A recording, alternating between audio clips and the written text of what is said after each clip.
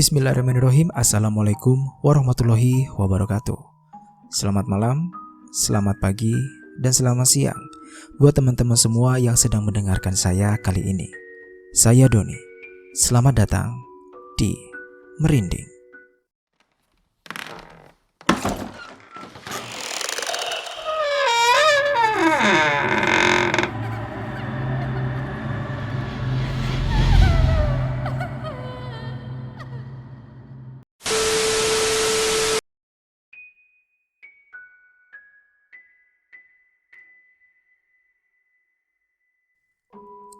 Halo teman-teman semua, apa kabar? Semoga teman-teman selalu dalam keadaan sehat walafiat, selalu dalam lindungan Allah Subhanahu wa Ta'ala, dan tentu saja semoga teman-teman juga terhindar dari virus COVID-19 yang sampai saat ini masih ada ya teman-teman.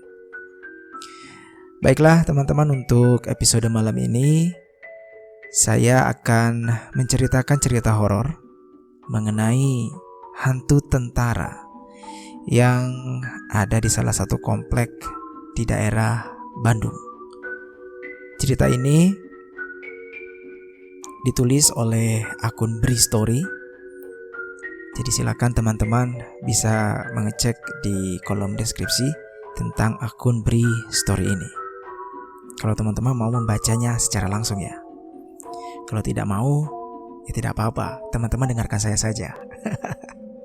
Oke lah, tanpa berlama-lama marilah kita langsung masuk saja ke ceritanya. Tapi sebelum itu seperti biasa, kita akan berdoa terlebih dahulu untuk meminta perlindungan Allah Subhanahu wa Ta'ala dari gangguan makhluk yang kasat mata maupun yang tak kasat mata. Berdoa dimulai.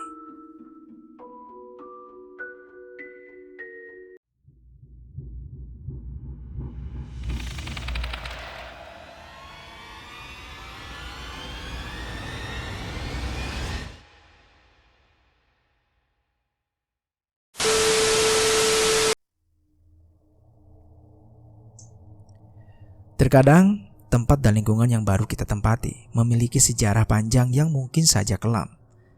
Kali ini, ada Mutia yang akan bercerita tentang kejadian seram yang dia dan keluarganya alami ketika pindah ke rumah baru di daerah Bandung.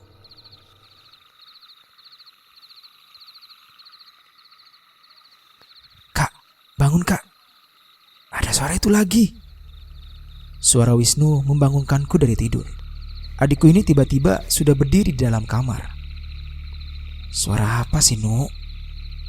Tanyaku sambil mata masih terpejam. Suara langkah kaki, Kak. Kayak ada yang lagi gerak jalan. Ya, mungkin emang ada tentara yang lagi gerak jalan, Nu. Sudahlah. Tidur lagi saja. Suaranya ada, Kak. Tapi gak ada tentaranya. Kak, temenin aku lihat ke depan yuk. Wisnu merajuk. Tengah malam begini akhirnya aku bangkit dari tempat tidurku, menuruti keinginan Wisnu. Kemudian dalam gelap menuju ruang tamu. Dari sini kami bisa melihat ke jalan melewati jendela. Di ruang tamu, aku berdiri dekat pintu lalu membuka tirai jendela, membuat celah untuk mengintip. Sementara Wisnu melihat keluar dari atas sofa melalui celah jendela yang lain lagi. Jam 1:30 lewat sedikit. Udara dingin Bandung memaksaku tetap berselimut. Sementara di luar, halaman terlihat basah bekas hujan sebelumnya. Kabut tipis tergerai menghalangi pandangan, tapi kami masih tetap bisa melihat sampai ke jalan depan. Pagar rumah yang hanya setinggi perut orang dewasa sangat memungkinkan kami untuk bisa melihat melewatinya sampai ke jalan. Tentu saja sepi. Sama sekali tidak ada orang, apalagi kendaraan lalu lalang. Benar-benar jalanan kosong, bertabur redup cahaya dari lampu jalan yang seadanya. Gak ada apa-apa, Kak. Tapi aku tadi beneran dengar ada suara kaki orang gerak jalan. Bisik Wisnu pelan. Ya sudah, gak ada kan? Kita tidur lagi aja yuk. Ya udah, ayo Kak. Lalu Wisnu turun dari sofa, hendak menuju kamarnya. Aku pun begitu, menutup tirai lalu berjalan mau ke kamar. Tapi baru beberapa langkah berjalan, tiba-tiba Sayup terdengar suara yang seperti Wisnu bilang.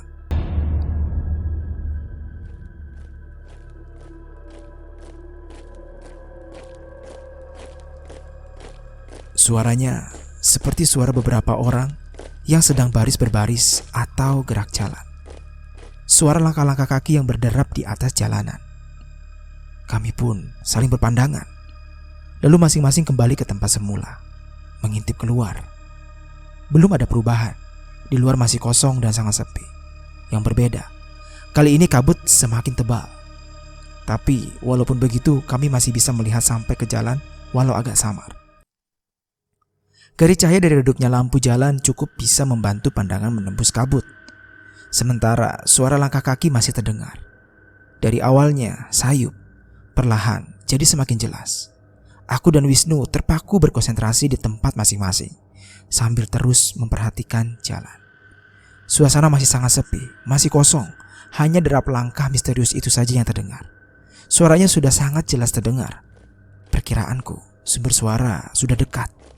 Mungkin hanya beberapa meter dari depan rumah. Kami pun semakin tegang, memperhatikan keadaan sekitar.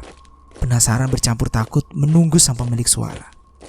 Sampai ketika aku yakin kalau sumber suara seharusnya sudah berada persis di depan rumah, karena bunyinya sangat jelas dan dekat. Langkah-langkah kaki seperti orang yang sedang berbaris. "Kak!" Tiba-tiba Wisnu bilang begitu, sambil tangannya menggenggam erat pergelangan tangan kananku. Ada apa? Apa yang Wisnu coba sampaikan? Ternyata ada pemandangan aneh di luar. Di jalanan depan rumah kami melihat ada beberapa orang sedang berjalan berbaris. Dan ini benar nyata.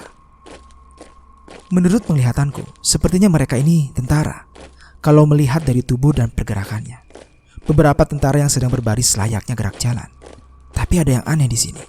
Kami melihat mereka semua hanya berbentuk bayangan hitam, berbentuk siluet. Memang malam masih gelap.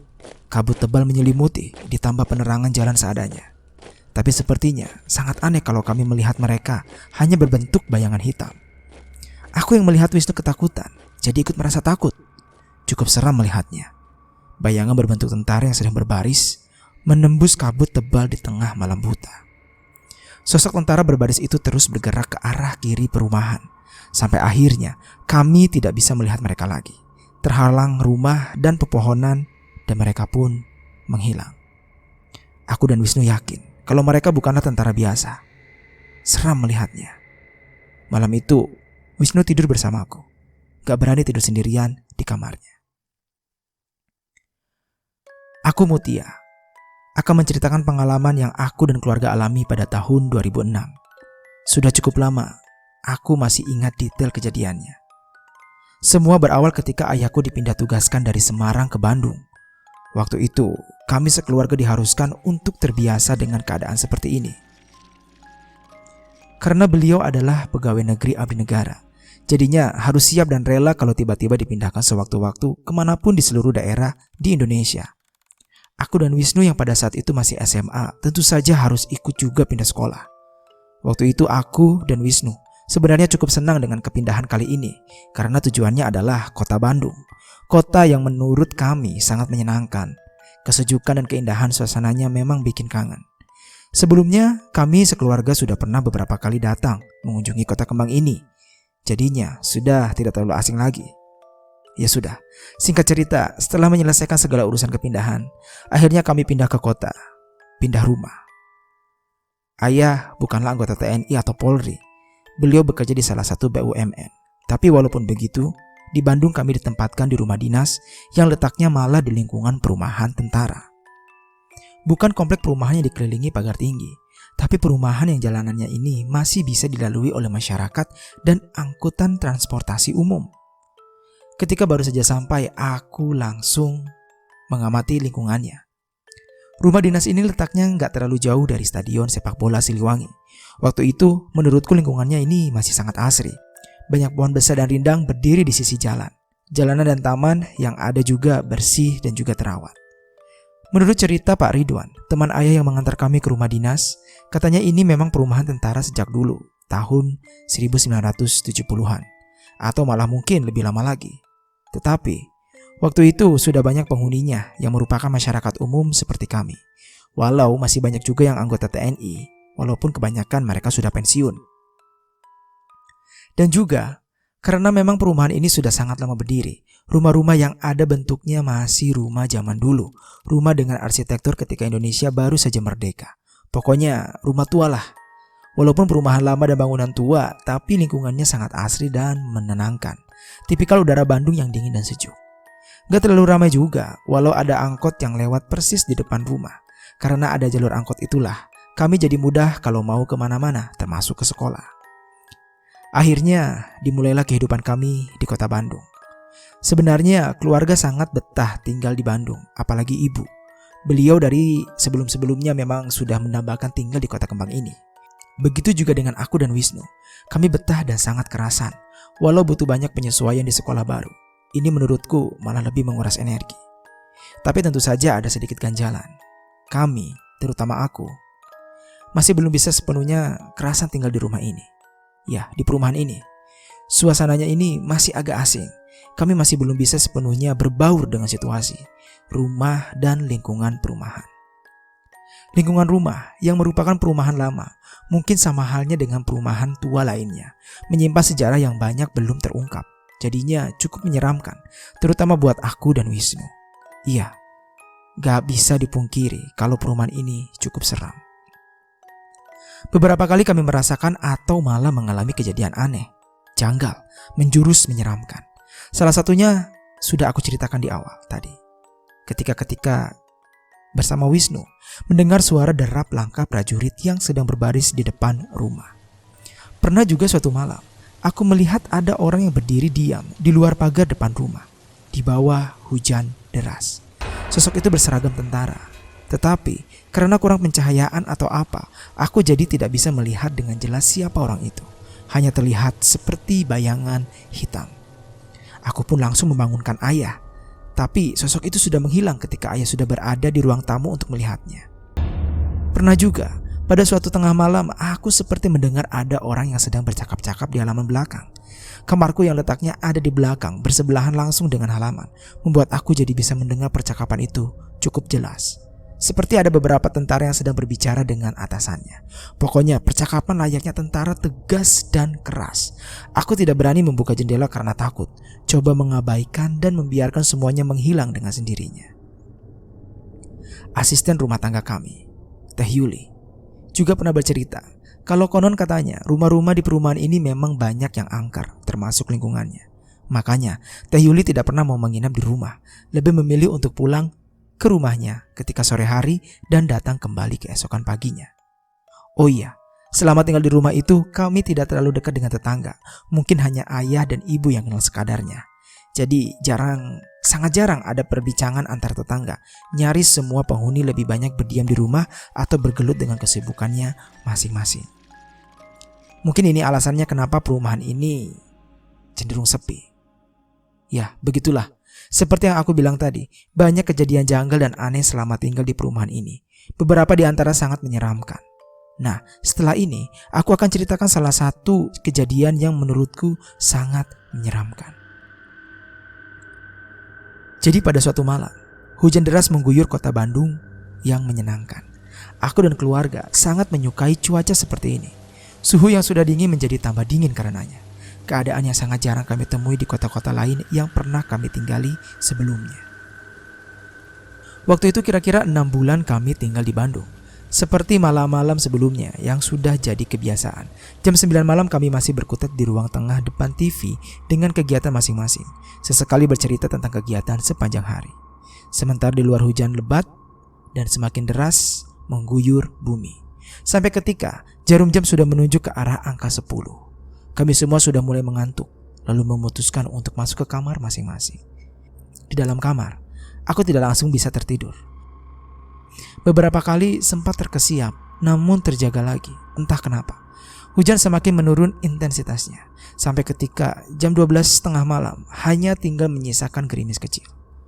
Menuju jam 12:30, aku yang belum juga bisa tidur merasa haus. Ya sudah, kemudian melangkah keluar kamar untuk mengambil air minum di ruang tengah. Selesai minum, aku lalu kembali ke kamar. Untuk menuju kamar, aku harus melewati ruang tengah yang saat itu adalah keadaan gelap seperti biasanya. Nah, ketika sedang ada di ruang tengah inilah, aku seperti mendengar sesuatu. Sayup, tapi kedengaran. Ada suara langkah kaki di luar rumah. Langkah kaki dari beberapa orang secara bersamaan. Kira-kira seperti itu. Pikiranku menebak, suaranya seperti langkah kaki beberapa tentara yang sedang berbaris di kejauhan. Penasaran, lalu aku melangkah ke ruang tamu. Dari sini, seharusnya bisa mendengar suara itu lebih jelas lagi. Dan benar, dari ruang tamu aku mendengar langkah kaki itu lebih jelas. Aku mendengarnya sambil mengintip keluar. Tapi di luar tidak ada siapa-siapa. Sepi dan kosong. Sementara suara langkah kaki masih sayup terdengar. Entah ada keberanian dari mana, aku malah nekat untuk membuka pintu, berniat menuju pagar mencari tahu sumber suara. Lewat tengah malam, aku berjalan sendirian keluar rumah. Di halaman, tanpa keluar, aku berdiri dalam remang cahaya. Jalanan sepi dan gelap, aku berdiri di balik pagar memperhatikan ke sekitar, melempar pandangan ke kanan dan ke kiri. Tidak ada orang sama sekali, apalagi kendaraan. Lalu, dari mana asalnya suara tadi? Suara yang begitu jelas terdengar dari dalam rumah. Ya sudahlah, aku masuk lagi saja. Begitu pikirku dalam hati beberapa puluh detik kemudian. Ketika menyadari kalau benar-benar tidak ada apa-apa. Kemudian, aku pun mundur menjauh dari pagar. Tapi, ketika hendak berbalik badan menuju pintu, tiba-tiba aku mendengar suara itu lagi. Suara yang sangat menarik perhatian sejak tadi. Suaranya seperti bunyi hentakan kaki beberapa orang yang sedang berlari kecil secara bersamaan. Berlari di atas aspal jalan. Penasaran, aku lalu kembali mendekati pagar untuk mencari dan melihat sumber suara. Suara langkah-langkah kaki itu semakin jelas terdengar, mendekat dan semakin mendekat. Suaranya terdengar dari arah kanan, kemudian aku menoleh ke sana. Kabut tipis sedikit menghalangi, tapi pandangan masih bisa menembus gelap. Karena akhirnya aku bisa melihat apa yang sejak tadi suaranya ini sungguh-sungguh membuat penasaran. Di kejauhan, di balik pekatnya kabut, samar, aku melihat ada bayangan beberapa orang yang sedang berlari kecil mendekat. Iya, ada beberapa orang tengah bergerak mendekat ke tempat aku berdiri. Seperti benar dugaanku. Suara langkah kaki itu memang suara tentara yang sedang berbaris berlari di atas aspal jalan komplek perumahan. Ya, benar, mereka tentara. Aku bisa melihat cukup jelas ketika jarak kami sudah semakin dekat. Tapi ini tengah malam. Atau memang wajar seperti ini? Mereka terus mendekat, berlari kecil. Walaupun masih berbentuk siluet, tapi aku sudah bisa melihat kalau mereka berseragam layaknya tentara. Mengenakan helm baja, lengkap dengan senjata laras panjang di tangan. 1, 2, 3, 4. Ada 4 tentara. Akhirnya mereka sudah menembus kabut. Jarak kami jadi cukup dekat untuk aku bisa melihat dengan lebih jelas lagi. Para prajurit ini tegap dan gagah melangkah bersamaan. Derap langkahnya menghentak aspal jalanan. Hingga detik berikutnya, mereka sudah persis berada di hadapan. Di depan rumah, ada lampu jalan yang memberi cukup penerangan. Karena cahaya redup dari lampu jalan ini, akhirnya aku bisa melihat semuanya. Melihat pemandangan seram yang membuat jantung seperti berhenti berdegup. Nafas tertahan sebatas leher. Iya, pemandangan yang sangat seram. Di hadapan, ada 4 sosok tentara yang tengah berbaris berlari kecil dalam kesunyian, dalam diam melangkah. Tapi ternyata bukan tentara biasa. Sosoknya ini sangat menyeramkan.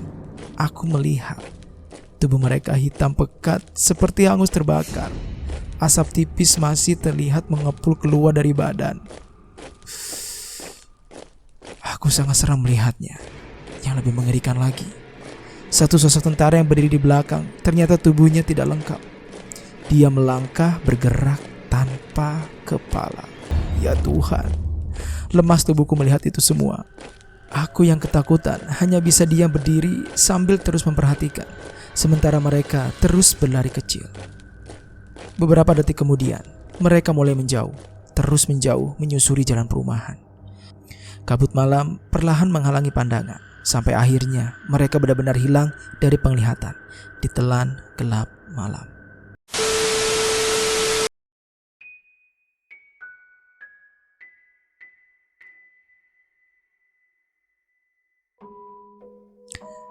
Baiklah teman-teman, sekian cerita untuk kali ini. Semoga teman-teman bisa terhibur dengan cerita yang saya bacakan tentang hantu tentara di komplek Bandung, di salah satu komplek di Bandung. Dan cerita ini dialami oleh Mutia dan ditulis kembali oleh Bristory. Baiklah teman-teman, terima kasih sudah mendengarkan untuk episode merinding kali ini. Saya akhiri cerita atau episode kali ini dengan billahi taufiq wal hidayah. Wassalamualaikum warahmatullahi wabarakatuh. Akhir kata, salam merinding.